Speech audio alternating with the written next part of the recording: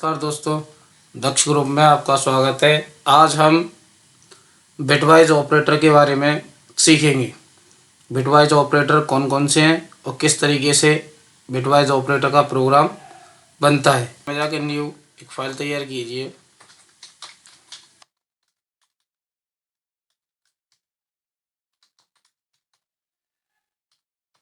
इस तरीके से और यहाँ जाकर आप दो बेसिक हेडर फाइल्स का यूज़ कर लें, stdio.h और conio.h। और यहाँ आपने डाल दिया मेन फंक्शन। पहले स्ट्रक्चर बना लेते हैं आप सी लैंग्वेज के लिए कि आपको क्या स्ट्रक्चर चाहिए प्रोग्राम का। एक सिंपल ही CLR SCR फंक्शन की ज़रूरत पड़ेगी हमें और गेट ch फंक्शन चाहिए। प्रोग्राम जो है वो क्या है, बिटवाइज ऑपरेटर।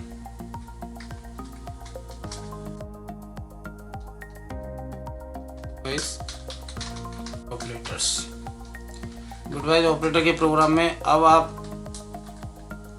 पहले एक टेबल को समझ लीजिए। जैसे कि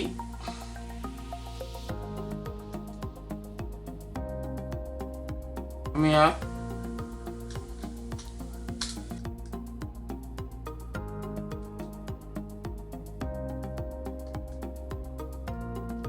मान लीजिए हमारे पास A है और ये B है और हम बात कर रहे हैं बिटवाइज एंड ऑपरेटर की। ठीक है, तो बिटवाइज एंड ऑपरेटर में क्या होता है, मान लीजिए A and B। Operator bitwise operator कौन कौन से थे ये आपको ऑपरेटर वाली स्लाइड में मिल जाएगा। जो हमने ऑपरेटर का वीडियो बनाया था लास्ट, उसमें सारी चीज़ें मिल जाएंगी कौन कौन से ऑपरेटर होते। तो यहाँ हम बिटवाइज एंड की बात कर रहे हैं। तो मान लीजिए हमारे पास जो वैल्यू है वो इसकी 0 0 0। अब 0 का मतलब यह फॉल्स होता है।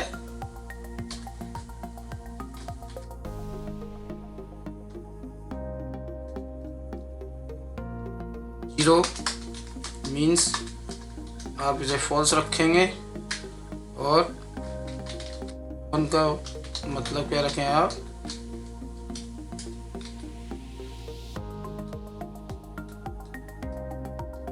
ट्रू। ठीक है, तो 0 क्या हो गया, फॉल्स फॉल्स हो गया। फॉल्स फॉल्स का क्या हो गया, या फॉल्स होगा एंड की कंडीशन में। अब वो तो हमारा 0 1 0 और 1 मान के चलेंगे हम यहाँ। ये भी फॉल्स हो गया। रूल क्या कहता है हमारा कि 0 0 0 1 1 0 और उसके बाद होता है हमारा 1 1। ठीक है, तो जब दोनों कंडीशन ट्रू होंगी, ये दोनों कंडीशन क्या है, ट्रू है। जब दोनों कंडीशन ट्रू होंगी उस केस में ही ट्रू होगा, अदरवाइज क्या रहेगा आपका फॉल्स रहेगा। 0 0 0 1 1 0 अदरवाइज फॉल्स रहेगा। तो इस टेबल के अकॉर्डिंग आप प्रोग्राम बनाएंगे। अब मान लीजिए हमें दो वेरिएबल्स की रिक्वायरमेंट है, तो हमने क्या किया है, दो वेरिएबल्स को ले लिया int, मान लीजिए A B और C, तीन वेरिएबल लिए। A में आप स्टोर करा दिया, वैल्यू हमारे पास थोड़ी कम है तो हम यहाँ ये 0 की वैल्यू है, ये 1 की वैल्यू है, ये 2 की और ये 3 की। आपने बाइनरी नंबर सिस्टम पढ़ा होगा, बाइनरी सिस्टम की अकॉर्डिंग हम यहाँ प्रोग्राम बनाएंगे। हम यहाँ हमने A की वैल्यू ले ली, मान लीजिए 2 और B की वैल्यू हो गई आपकी 3। ठीक है, C बराबर हो गया आपका A एंड B। आप यहाँ रिजल्ट प्रिंट करेंगे।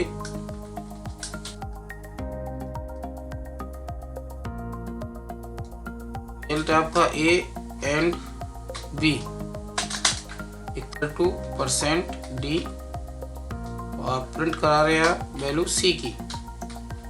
चाहे तो आप यहाँ A और B दोनों को भी यूज कर सकते हैं। वैल्यू जो है %D ए को आप प्रिंट करा दें, तरीके से बी को प्रिंट करा दें।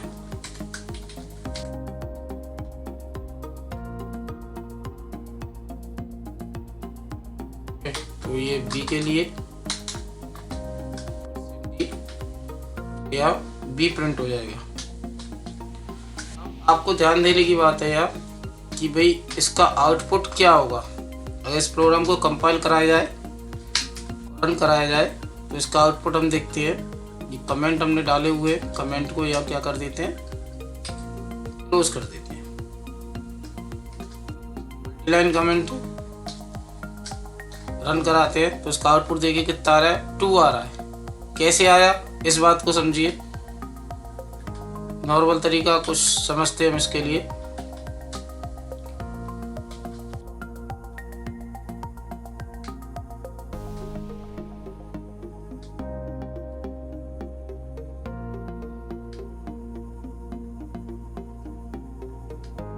देखिए हमारे पास है ए वेरिएबल की वैल्यू क्या है, 2। ठीक है, यानी कि ए बराबर है हमारा 2, है ना। अब आप क्या करें, का निकालिए बाइनरी। क्या निकालना है हमें, बाइनरी। बाइनरी क्या निकलेगा इसका, टेबल को देखा जाए तो टेबल में 2 का बाइनरी कितना है आपका, 10। ठीक है, सेम इसी तरीके से बी की वैल्यू आपकी 3। ठीक है, अब देखा जाए तो 3 की टेबल में बाइनरी क्या है, बाइनरी कितना आपका 1 and 1। और रिजल्ट में जो मिल रहा है आपको ये है ए एंड बी। जब ए एंड बी की आप बात करते हैं तो यह रिजल्ट देखिए इसका, रिजल्ट निकाले तो इसका पोजीशन का ए एंड बी के लिए।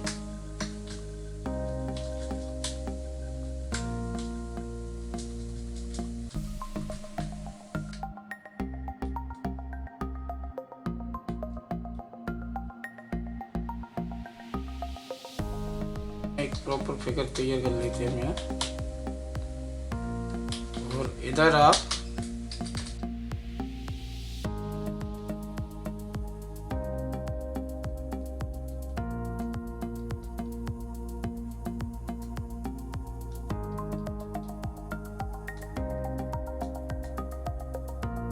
यहाँ जो बात कर रहे हैं आप ए एंड बी की, ए एंड बी में देखिए रूल पढ़ते हैं हम लोग एंड ऑपरेटर का कि यदि दोनों कंडीशन ट्रू है तभी ट्रू होगा। तो 0 1 का कितना होगा, 0 और 1 1 का क्या होगा यहाँ 1। तो 1 0 किसकी वैल्यू है, 1 0 किसकी वैल्यू है 2 की। तो इस तरीके से आउटपुट कितना आ गया आपका 2। अब यहाँ पर हम बात करें बिटवाइज एंड की जगह बिटवाइज और ऑपरेटर की, तो बिटवाइज और के लिए क्या करेंगे आप, यहाँ पाई साइन यूज करेंगे और के लिए, और इधर भी आपने पाई साइन लगा दिया। और ऑपरेटर की टेबल में देखा जाए तो और कंडीशन ये कहती है बिटवाइज और कि यदि दोनों फॉल्स हैं 0 0 तभी फॉल्स होगा, अन्यथा क्या होगा ट्रू रहेगा। यदि कोई भी कंडीशन ट्रू है तो ट्रू रहेगा। ठीक है, अब इसको रन कराया जाए तो देखते हैं आउटपुट क्या होगा, यानी कि आपका अभी भी कंडीशन में ट्रू है। ठीक है, और 1 1 भी ट्रू है। तो बिटवाइज और का जो आंसर होगा वो कितना आएगा, आउटपुट होगा आपका 3। रन करा लें आप, आउटपुट 3। सेम इसी तरीके से आप देखिए और एक्सोर, यहाँ हम बात कर रहे हैं एक्सोर। यहाँ शिफ्ट के साथ 6 दबाएंगे तो एक्सोर ऑपरेटर आ जाएगा आपका। यहाँ एक्सोर ऑपरेटर को 6 के साथ दबाइए, शिफ्ट के साथ 6 आ जाएगा आपका ए बराबर 3। और एक्सोर में क्या होता है, टेबल समझ लीजिए आप पहले कि एक्सोर ऑपरेटर के अंदर, एक्सोर ऑपरेटर में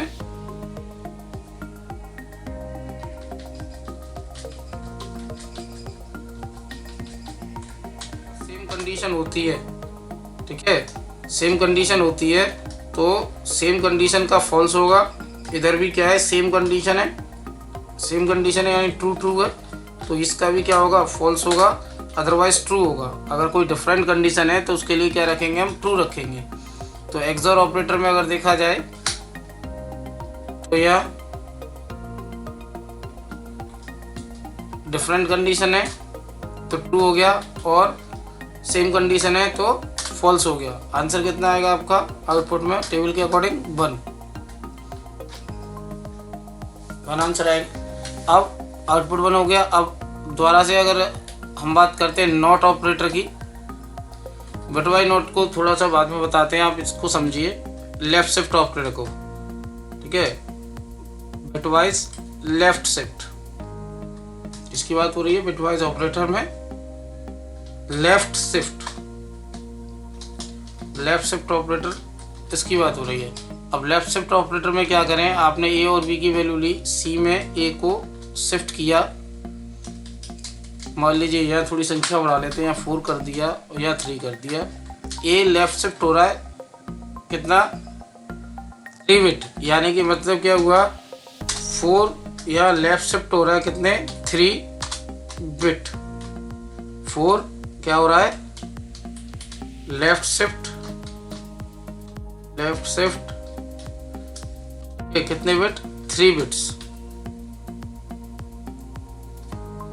अब इसमें ए की वैल्यू और इन दोनों को हम क्या करते हैं, यहाँ भी रिजल्ट में ए और बी दोनों शो करा देते हैं, ए लेफ्ट शिफ्ट बी बिट, तो सी को हमने यहाँ रिजल्ट में प्रिंट किया।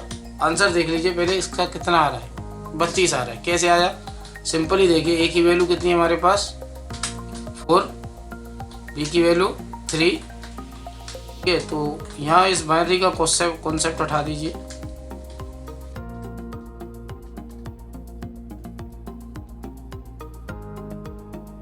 और इस टेबल का भी यूज नहीं है अभी। यहाँ आप इसमें आंसर आ रहा है आपका, यानी कि ए लेफ्ट शिफ्ट बी बिट, ठीक है, किस तरीके से आएगा, ए इंटू 2 की पावर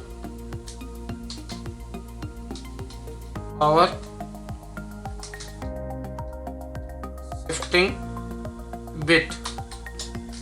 बिट की बात होगी है, ए इंटू 2। सोल्व करने का तरीका क्या है आपका,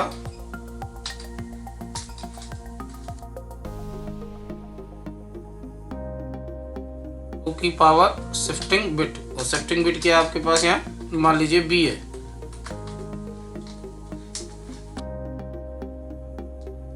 ये हो गई। अब यहाँ आउटपुट कैसे निकालेंगे आप, यानी कि ए की वैल्यू आपकी 4 इंटू 2, पावर में कितना डाल दें आप, मान लीजिए पावर में कितना डाल दें 2, सॉरी 3, तो 2 की पावर 3, 2 की पावर 3 कितना होता है 8,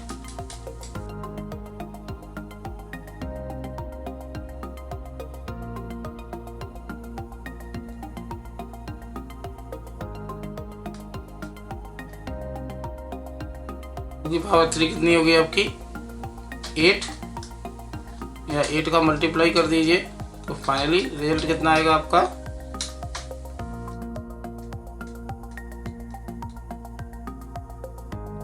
32। इस तरीके से निकलेगा इसका आउटपुट, ठीक है। अब आप यहाँ राइट शिफ्ट ऑपरेटर की बात करिए,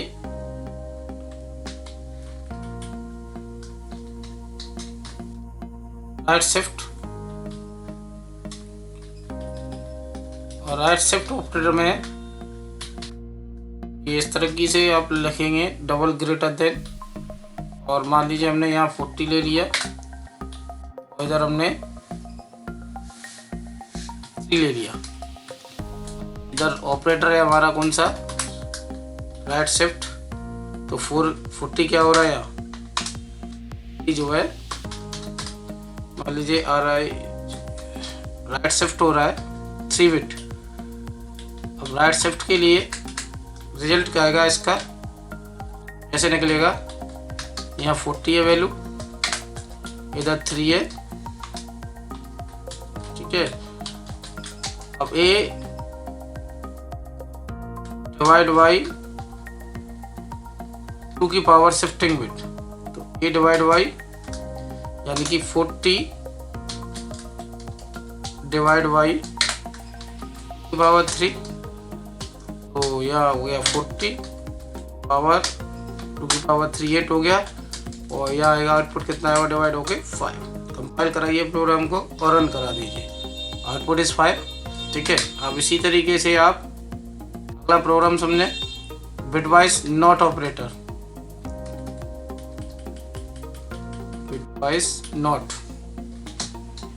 बिटवाइज नॉट इस तरीके से ये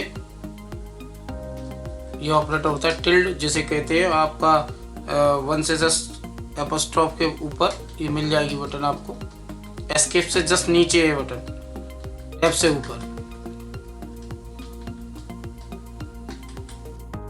बिटवाइज नॉट में मान लीजिए हमने एक ही वेरिएबल ले लिया,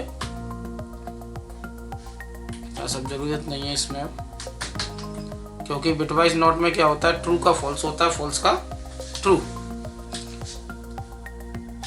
बिटवाइज नॉट ऑपरेटर क्या करता है, अगर वैल्यू आपकी क्या है ट्रू, ट्रू को कन्वर्ट करता है किसमें,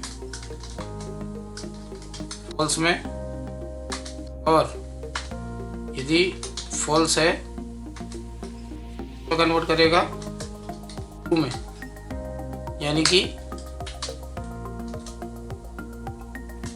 इसको देखिए काम कैसे करता है ये, इसका लॉजिक थोड़ा बड़ा है, आप नॉर्मल तरीके से समझिए, कि व्हाइट बोर्ड के बिना आपको स्क्रीन पे समझा रहा हूँ, तो इसको आप देखिए कैसे निकलेगा आउटपुट।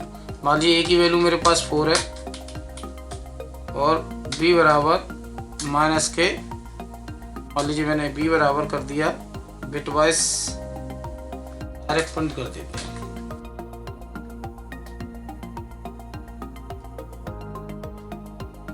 भी रिक्वायरमेंट नहीं है।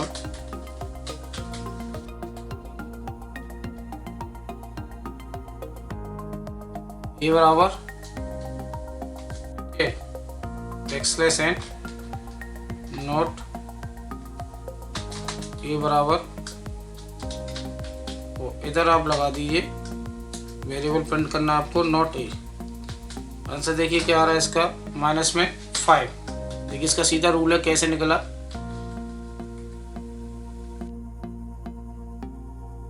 नॉट कैसे काम करेगा यार, रूल समझ लेते हैं।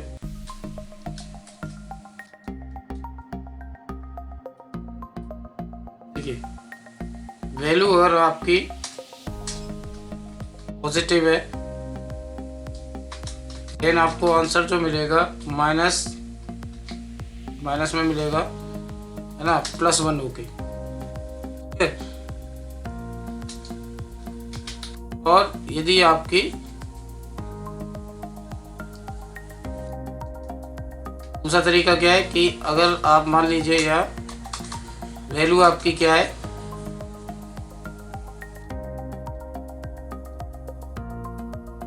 माइनस में आपने डाली हुई है वैल्यू,